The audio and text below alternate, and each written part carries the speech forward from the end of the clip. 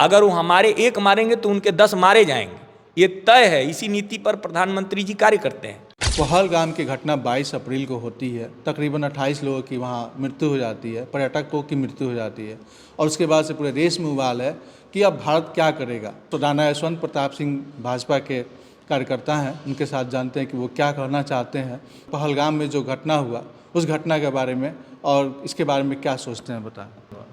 बहुत बहुत धन्यवाद। घटना तो बेहद ही दुखद और भारतवर्ष में एक शोक की लहर चारों तरफ दिखी और इस घटना की जितनी भी निंदा किया जाए वो कम है। लेकिन अब निंदा से बात नहीं बनेगी। अब जो पाकिस्तान का जो मंसूबा है, जो आतंकी मंसूबा है, इनके खिलाफ अब प्रतिशोधात्मक कार्रवाई करने की आवश्यकता है। और जिन लोगों का, जिनके परिजन आज इस दुर्भाग्यपूर्ण घटना में हमारे भारत के परिवार के लोग थे और जो हमारे देश के यशस्वी प्रधानमंत्री जी 140 करोड़ को अपना परिवार मानते हैं, और जिस प्रकार से बिहार में मधुबनी की सभा में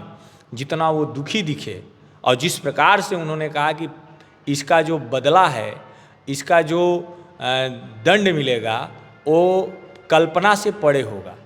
और इस प्रकार की कार्रवाई होगी, तो स्पष्ट है कि इस घटना का अंजाम पाकिस्तान को भुगतना पड़ेगा। उन कट्टरपंथियों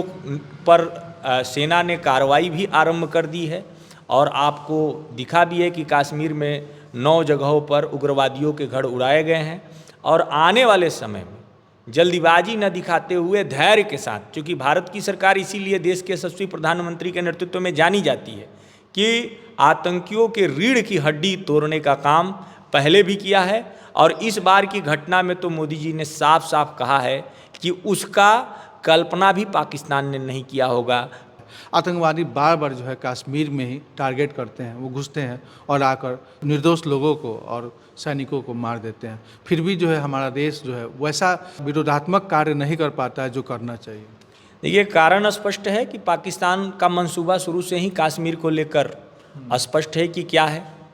और कश्मीर भारत का अभिन्न अंग है और उसको लेकर भारतीय जनता पार्टी की सरकार ने जो आगे की ओर कार्रवाई की, खास तौर से जो पाकिस्तान इस ताक में बैठा था कि हम कश्मीर को पूरी तरह से अपने में मिला लेंगे, उसके उस मंसूबे पर पानी फेरने का काम और पीओके लेने की बात भारतीय जनता पार्टी की सरकार ने किया। जिस प्रकार से सरकार बनने के बाद जो कश्मीर में धारा 35A और धारा 370 को ख़त्म किया, तो निश्चित रूप से ये आप समझ सकते हैं कि उनकी बौखलाहट थी। आतंकी और कट्टरपंथी संगठन जो है इसे बौखलाए हुए थे और वहाँ के जनमानस में जिस प्रकार का स्वस्थ लोकतंत्र बहाल किया गया, जिसे यूनियन टेरिटरी बना करके फिर से स्वस्थ लोकतंत्र की ओर आगे बढ़ाया गया, इससे वहाँ के जनमानस को जो भारतीय जनता पार्टी ने जिस प्रकार से वहाँ पे भारत की सरकार ने झंडा फहराना से लेकर बोलने की आज़ादी, बच्चियों को पढ़ने की स्वतंत्रता, उनकी जिहादी मानसिकता को कुचलने का जो काम किया, इसको लेकर पाकिस्तान जो है लगातार वहाँ के कुछ जो दलाल और कह लीजिए कि देश विरोधी लोग हैं, जो राजनीति के मुखौटा ओढ़कर समाज को तोड़ने का काम करते हैं और खाते हैं हिंदुस्तान का, गाते हैं पाकिस्तान का, तो ऐसे लोगों की मंसूबा है कि वहाँ पर पाकिस्तान के झंडा को बढ़ाए रहें और वो पर्दे के पीछे रहकर कार्य करते हैं। तो भाजपा की यह केंद्र की नेतृत्व और देश के यशस्वी प्रधानमंत्री का नेतृत्व, आदरणीय अमित शाह जी का नेतृत्व और रक्षा के सीमाओं को पूरी चाक चौबंद रखने वाले देश के रक्षा मंत्री श्री राजनाथ सिंह जी का नेतृत्व, यह नेतृत्व इस बार ऐसा जवाब देगा कि अंदर के दुश्मनों को अंदर निपटाया जाएगा और पाकिस्तान जो